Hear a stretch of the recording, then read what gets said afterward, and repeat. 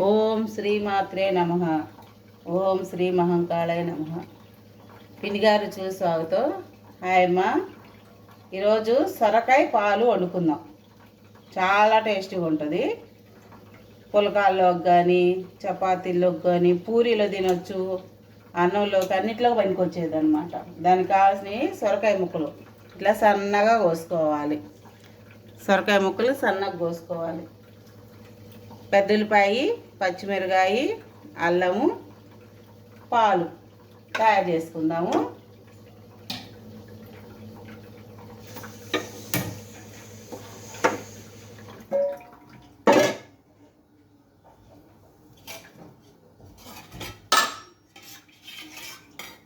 నూనె కొంచెం వేస్తున్నాను, చాలది.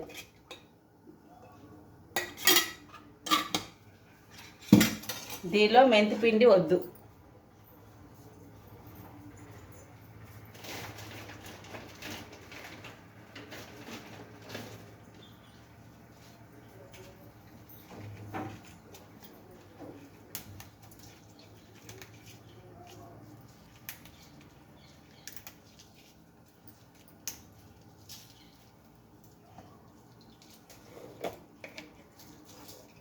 ఆవాలు వేస్తున్నాను.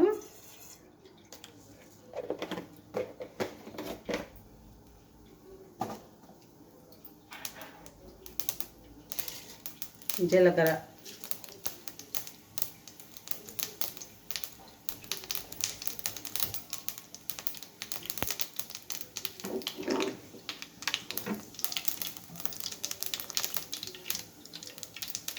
ఎండుమిర్చి,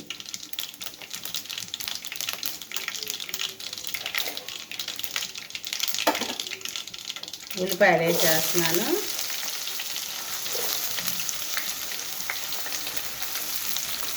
కొంచెం ఇది మీడియం కంటే కొద్దిగా ఉంచుకోండి. స్లిమ్కి మీడియంకి మధ్యలో ఉండాలి మంట.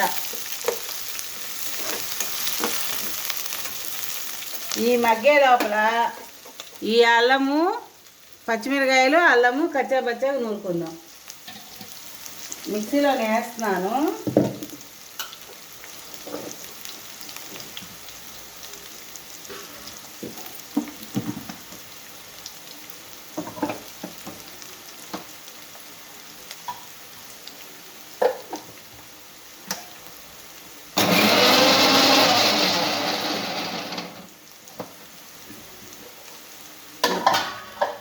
ఇట్లా చాలు, మెత్తగా అవసరం లేదు.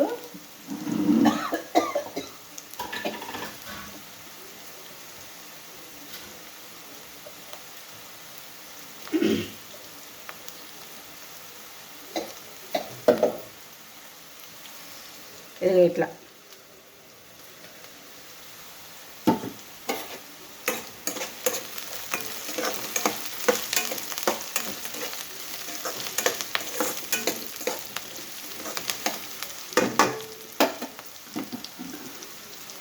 వేస్తున్నాను.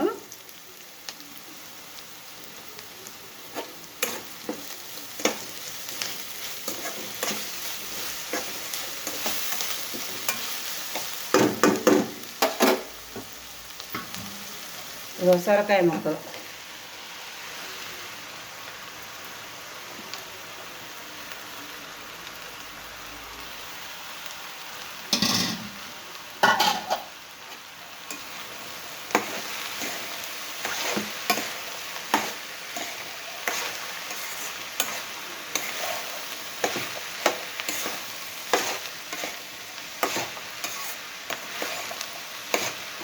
నీరు వచ్చిన దాకా కొంచెం పెద్ద మంట పెట్టుకోండి. నీరు వచ్చింది దీనిలో బాగా. దీనిలో వచ్చిన నీరుతోనే మగ్గనిద్దాం. పసుపు వేస్తున్నాను. కొంచెం కూర ఎక్కువ వండుకునేటప్పుడు కొంచెం ఎక్కువ వేసుకోండి పసుపు. కొంచెం కూర తక్కువ అనుకో, తక్కువ వేసుకోవాలి. అన్నిటికీ ఒకేలాగా వేసుకుంటే సరిపోదు అన్నమాట. ఉప్పు తక్కువ వేసుకుందాము.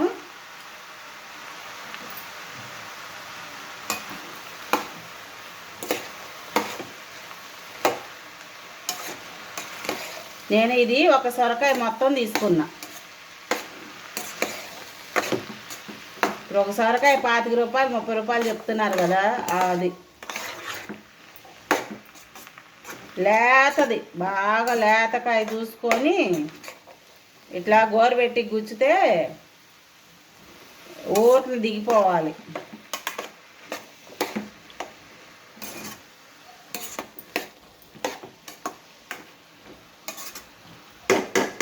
కూరగాయలు అమ్ముకునే వాళ్ళు ఇట్లా వాళ్ళ ఎదురుగా గుచ్చితే ఒప్పుకోరు. మనము జాగ్రత్త చూసుకొని తీసుకోవాలి.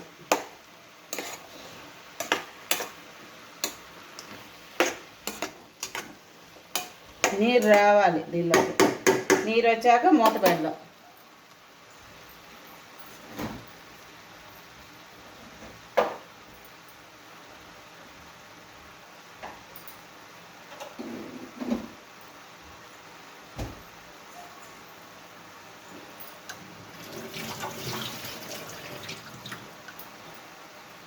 కొంచెం కరివేపాకు వేస్తున్నాను.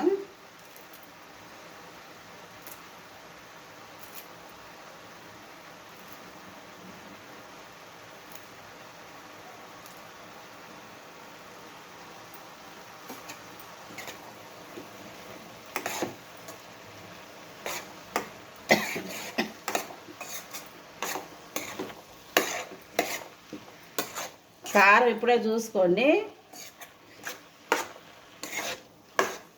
పచ్చిమిరకాయలు 100 వేసాం కదా, కారం ఇప్పుడే చూసుకుందాం.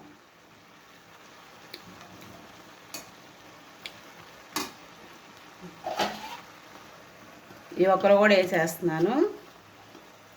కారం వేయమన్నమాట ఇందులో.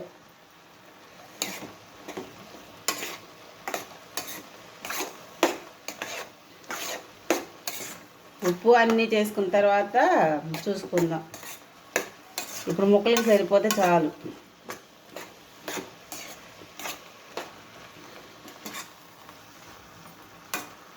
దీనిలో కారం వేసి వండట్లా.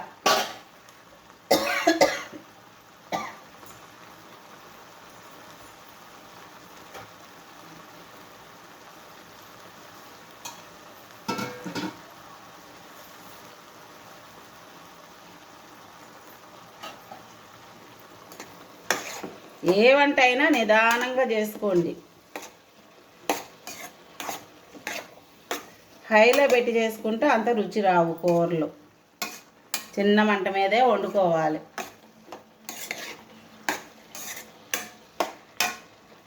ఇగో చూసారా, నీరు వస్తుంది. అదిగో ఆ నీళ్ళతోనే మగ్గిపోవాలి సొరకాయ. కావాలంటే లాస్ట్కి ఒక చుక్క వేసుకుందాం నీళ్ళు. మూత పెట్టేస్తున్నాను. అది మగ్గాక చూస్తున్నాం మిగతాది.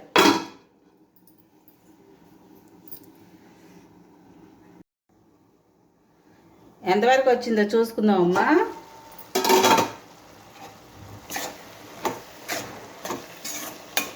నాకు 10 నిమిషాలు పట్టింది ఇట్లా రావడానికి.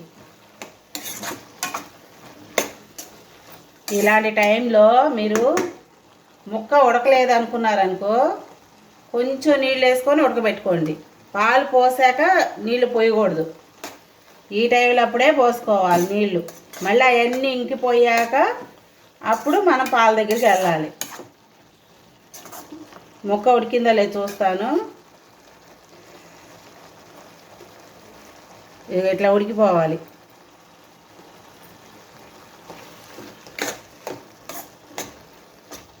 ఇప్పుడు మిగతా పని చేసుకుందాము. ఇది సొరకాయ ఎమ్మకి ఇట్లా వండాలి. విత్తనాలు రాలేదు చూసారా, గుచ్చితో ఊరకట్ట దిగబడాలి అంతే. నాకు గోర్లేదు చూసారుగా, అయినా కూడా ఇట్లా ఇదిగో కనిపిస్తున్నాయి ఘాట్లు, ఇలా దిగాలి ఊరకనే.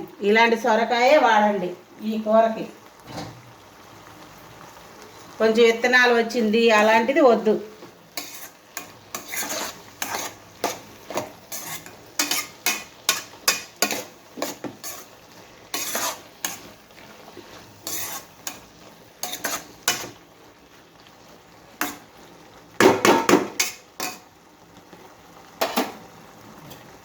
ఇప్పుడు పాలు ఇవి కొంచెం ఇది పాల మీద మేగడి పాలు ఇట్లా చిక్కగా ఉండాలన్నమాట పాలు మనకి. ఇది ఉడికిపోయిన తర్వాత పోసుకోవాలి. భవానీ గారు నమస్తే అండి, నన్ను దీవించారు, చాలా సంతోషంగా ఉంది. మీ దీవెనలన్నీ నాకు కావాలి.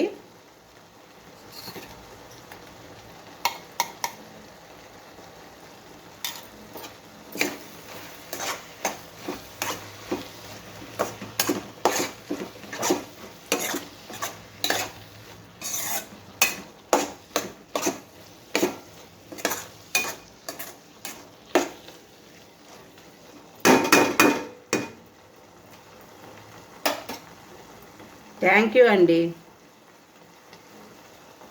ఇప్పుడు ఇవి పాలు పోసుకుంటున్నాను. స్టవ్ కట్టేస్తున్నాను. ఇంకా కాస్త మిగిల్చుకుందాం, కావాలని మళ్ళీ పోసుకుందాం.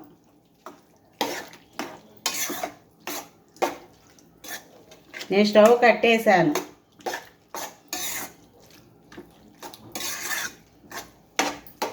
ఈ కొంచెం కూడా పోసేసుకుందాం. పాల మీద మేగడి పాలు అంటే అంత చిక్కగా ఉండాలన్నమాట పాలు.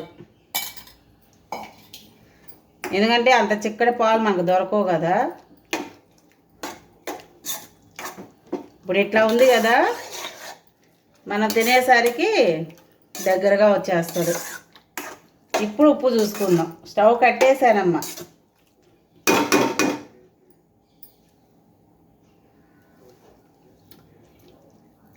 కొంచెం ఉప్పు తక్కువ ఉంది, ఇదే వేస్తున్నా.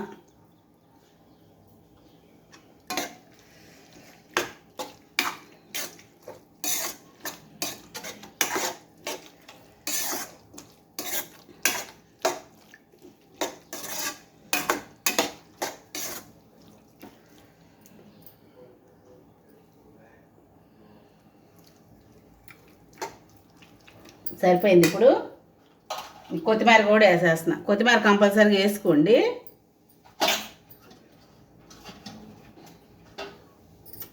కొన్ని కూరలకి కంపల్సరీగా వేసుకోవాలి, కొన్ని కూరలకి వేసుకోకపోయినా పర్వాలా.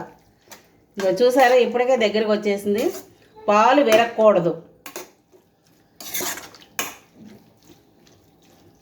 పాలుగానే ఉండాలి, పాలు విరగకూడదు. అది ఇప్పటికే ఇక ఇట్లా వచ్చేసింది. ఇంకా సేపు అవుతే ఇంకా అది కూడా పీల్ చేసి దగ్గరగా ఉంటుంది కూర. ఇంతేనమ్మా. ఇంకా నా వంటలు నచ్చితే లైక్ చేయండి, షేర్ చేయండి, సబ్స్క్రైబ్ చేసుకోండి. ఉంటానమ్మా.